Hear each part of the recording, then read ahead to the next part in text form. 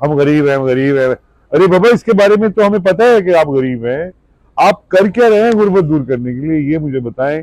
तालीम देने के लिए क्या कर रहे हैं आप, इंसानों के लिए क्या कर रहे हैं। लोगों की जो आमदन है उसको बढ़ाना पड़ेगा।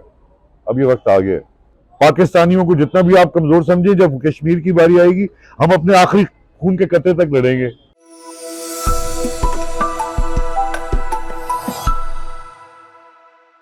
बिस्मिल्लाहिर्रहमानिर्रहीम।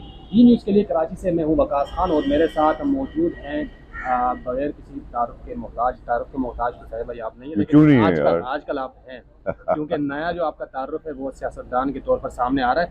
तो बताइएगा, ये इतनी मसरूफियत मैं देख रहा हूँ, सेट पे आप मौजूद हैं, साथ में काम भी चल रहा है, साथ में सियासत भी चल रही है, पार्टी के लोग भी आए हैं, तो कैसे कर पा रहे हैं? ऐसे ही कर पा रहे हैं, बिल्कुल। सारे मल्टीटास्किंग कहलाती है। नई दुनिया में मल्टीटास्किंग एक अच्छा वर्ड है और मुझे बहुत शौक है मल्टीटास्किंग का शुरू से। लेकिन सबसे प्रायोरिटी इस वक्त इलेक्शन हैं जो आने वाले हैं। हमारे कैंडिडेट्स क्योंकि ऑलरेडी हमने ये मार्क किए हुए हैं, तो वो तो टाइम अब सिर्फ और सिर्फ कैनवसिंग का है कि लोगों को कन्विंस करें कि पाकिस्तान की इस पार्टी को, जिसका निशान उकाब है, अगर कोई तब्दीली ला सकता है तो वो ये है। तभी तो मैं इनके साथ आया हूँ। तो क्या देखा इनमें? बाकी इतनी सारी जमातें हैं, कराची में देखा जाए तो बहुत सारी जमातें हैं, पूरे मुल्क में भी बहुत सारी जमातें। तो इस इस्तेकाम पाकिस्तान पार्टी में क्या था? देखिए, जहांगीर तरीन और अलीम खान ये दो लोग हैं। जहांगीर साहब के साथ अगर आपने उनकी देखी है पूरी जो कोशिश, जद्दोजहद है, पीटीआई के लिए भी उनकी जो काविशें और कोशिशें, वो भी हम सब ने देखी। लेकिन जो मुझे सबसे अच्छी खूबसूरत बात लगती है, वो छोटी घटिया बातें नहीं करते। कोई ऐसी बात नहीं करते कि जिसकी वजह से आदमी सोचे कि इतना बड़ा आदमी, क्या बात की इसने, इतनी बड़ी पोजीशन, इतने बड़े मनसब पे है और इतनी छोटी बात। तो जहांगीर साहब ने खामोशी जो इख्तियार की और कोई ऐसी बात नहीं की जिसकी वजह से उनकी पोजीशन या उनकी इज्जत किसी तरह कम हो, तो मुझे बड़ा अच्छा लगा। उनके ऊपर इल्जाम बड़े लगे, उनको बैन भी किया गया, ये सब बातें। लेकिन आपको पता है पाकिस्तान में हम अलमिया है ये कि पॉलिटिकल गेन्स के लिए कुछ भी किया जा सकता है। तो वो तो अदालतें देखें, मगर मुझे इंसान की हैसियत से बहुत अच्छे लगते हैं और पाकिस्तान की मदद करने के लिए आज से नहीं, काफी अरसे से वो कोशिशें कर रहे हैं। पीटीआई को बढ़ाने में उनका जो हाथ था, उनकी जो खिदमात थी, वो हम भूल गए शायद। मैं नहीं भूला, मुझे लगा कि ये अच्छी पार्टी है। दूसरी बात ये है कि मैं वैसे तो पाकिस्तानी की हैसियत से हर पार्टी में मुझे प्यारे लोग हैं हमारे, अच्छे लोग भी हैं, बुरे लोग भी हैं। लेकिन साथ साथ ये भी है कहीं कि हमें अब तब्दीली चाहिए असल, तो हम तब्दीली हैं। ठीक है। अच्छा, साथ में इस वक्त हम एक सेट पे आए हुए हैं, तो आपका अपकमिंग क्या आ रहा है? लोग यही बताइए, ड्रामे के हवाले से यार बताइए। देखिए, मैं क्योंकि एक्टर की हैसियत से पिछले 35 साल से काम कर रहा हूँ, तो ये इस तरह ड्रामे शुरू होते हैं, फिर उसकी पब्लिसिटी होती है और फिर वो चलते हैं। अब ये कि ये प्ले जो है ये जियो चैनल का है। मोहसिन इसके डायरेक्टर हैं और हिबा बुखारी और हारून दानिश इसके मेन लीड्स हैं। बहुत अरसे बाद मैं जियो के साथ काम कर रहा हूँ। लेकिन ये है कि अदाकारी, मुझे अलामिया ने अगर ये काम दिया हुआ है, लोगों को पसंद है कि मैं काम करूँ, तो मैं करता हूँ यार। जिस वजह से इज्जत मिली होती है उसको नहीं छोड़ना चाहिए, ये मेरा बड़ा। अदाकारी में तो कोई शक नहीं, हमने आपका काम भी देखा है और लोग सराहते भी हैं और बहुत अच्छा काम है। लेकिन क्या समझते हैं कि सियासत और अदाकारी ये एक ही चीज़ें हैं, या इसको कैसे आप अलग करेंगे? नहीं देखिए, अगर आप झूठ बोलते हैं तो अदाकारी की इस्तेमाल करना पड़ती है।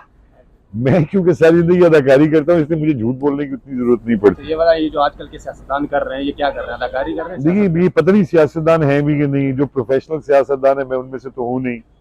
मैं तो उन लोगों में से हूँ कि जो पाकिस्तान की हालत देखते देखते तंग आ गया और उसने कहा कुछ करें, और अब दूर से नहीं हो सकेगा ये काम। जब हर रोज एक आप देखें पाकिस्तान कमजोर हो रहा है, ये हो रहा है, इकोनॉमी कमजोर है, बेड़ा गर्क, रात को सारा जो आपका पैनलिस्ट है वो सिर्फ और सिर्फ नेगेटिव बातें कर रहा है। हम गरीब हैं, हम गरीब हैं। अरे बाबा, इसके बारे में तो हमें पता है कि आप गरीब हैं। आप कर क्या रहे हैं गुर्बत दूर करने के लिए, ये मुझे बताएं। तालीम देने के लिए क्या कर रहे हैं आप, इंसानों के लिए क्या कर रहे हैं। कहीं ना कहीं हमने बहुत बेसिक जो काम है छोड़ दिए हुए, तो मैं उन पर काम करना चाहता हूँ। ये स्ट्रगल है, किसी भी पार्टी के साथ आप हो, आप काम तो अच्छा करें ना। तो ये तो मेरा काम, मैं समझता हूँ लोगों ने बहुत ज्यादा इज्जत दी हुई है मुझे। मेरे जैसे लोगों को तो मजबूरन आना पड़ता है, क्योंकि हमने एंटरटेन किया 23-30 साल इन्हें। अगर मुल्क को हमारी जरूरत है तो हम आएंगे, आगे चलेंगे, निडर होकर आगे बढ़ेंगे। हो सकता है ये मेरे लिए पर्सनली इतना ज्यादा अच्छा काम ना हो किसी पार्टी को ज्वाइन करना, लेकिन मैं अब इससे बालातर हो गया हूँ। मैं समझता हूँ पाकिस्तान को शदीद जरूरत है हर पाकिस्तानी की। हर पाकिस्तानी को खड़ा होना होगा और अपना किरदार निभाना होगा, जिसमें मैं शामिल हूँ। आप मुझे पॉलिटिशियन कहें या जो भी कहें, लेकिन मैं पाकिस्तान में एक पाकिस्तानी की हैसियत से तरक्की देखना चाहता हूँ। अच्छा, मौलवी महमूद साहब से मेरी मुलाकात हुई तो उन्होंने कहा था कि हम 300 यूनिट बिजली फ्री कर देंगे। क्या मुमकिन दिखाई देता है कि आइंदा आने वाले वक्तों में बिजली फराहम? देखिए वादे जो है ना वो तो करने ही पड़ेंगे। 300 यूनिट से वैसे कोई फर्क तो ज्यादा पड़ेगा नहीं किसी को बेचारे को, लेकिन ये है कि कुछ तो हेल्प है। मेरे ख्याल से इससे बियॉन्ड जाना चाहिए। मौलवी साहब बिल्कुल ठीक कह रहे हैं, गरीब आदमी की मदद करें, लेकिन इससे हम आगे भी करेंगे। कई देखिए पहले आप लोगों की जो आमदन है उसको बढ़ाना पड़ेगा, अब ये वक्त आ गया है, और उसके लिए ऐसे इकदाम करने पड़ेंगे जिसकी वजह से पाकिस्तान में कारोबार फैले, लोग बाहर से ज्यादा आए, टूरिज्म आगे जाए, रिसर्च में हमारा काम हो, और सबसे ज्यादा तालीम में।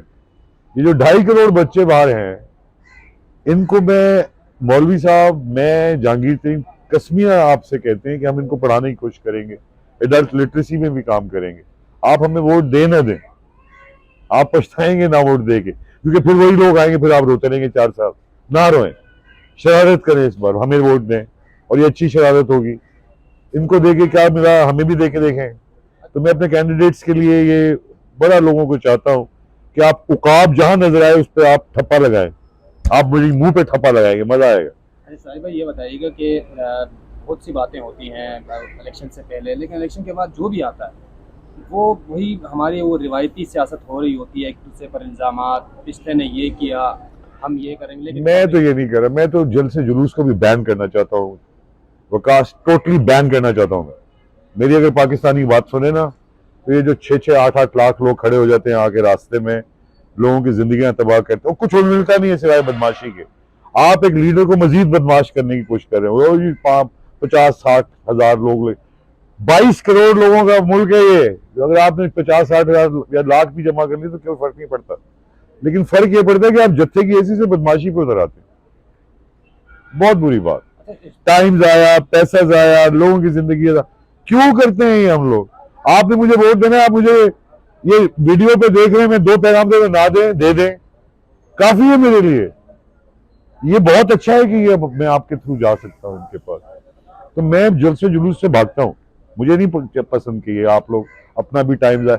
आपने अपना मैनिफेस्टो, हमारा एक लीडर कितनी दफा आया, कौम का कितना टाइम निकलता है वही बातें करते करते, वही बात करनी है 2 मिनट में कह के खत्म कर यार। तू 50 लाख लोगों को खड़ा करके वही बात रिपीट कर रहा है, क्या फायदा? अच्छा, शोबिज़ इंडस्ट्री के बारे में बताइएगा, आपके राब्ते हुए और क्या उनका क्या मौक़िफ़ है, आपके साथ हैं या अलग? देखिए पाकिस्तान की जो इंडस्ट्री है ना, मैं आपको बताऊं, एक तो इकोनॉमी को आप देखते हैं, जब बेटा जब भी इकोनॉमी डाउन होती है ना, सबसे ज्यादा प्रॉब्लम में आता है आपका आर्टिस्ट। ये मैं जानता हूं, आपको तो जानी पता, मैंने जिंदगी गुजारी इसमें। तो जब तक मुल्क अच्छा नहीं चलेगा, वो फनकार को भूल जाए, मर रहा है वो, आर्ट मर रहा है, आर्ट की अच्छी सुनवाई नहीं हो रही। फिर हम जहनी बालिश्ती पैदा कर रहे हैं, जिनके जहन साजी ऐसी की गई है वो ज्यादा बड़ा सोच नहीं पाते, कौम के लिए इतना बड़ा काम नहीं कर पाते। हम आपस में एक दूसरे को गाली देने में इतना मसरूफ है कि हमने अच्छा काम छोड़ दिया है। इसके लिए थोड़ी आए थे कि एक दूसरे गाली दें, हर वक्त अपनी मजबूरियां बताते रहे दुनिया को कि हम मजबूर हैं, हम गरीब हैं, हर बुराई सामने ले आते हैं।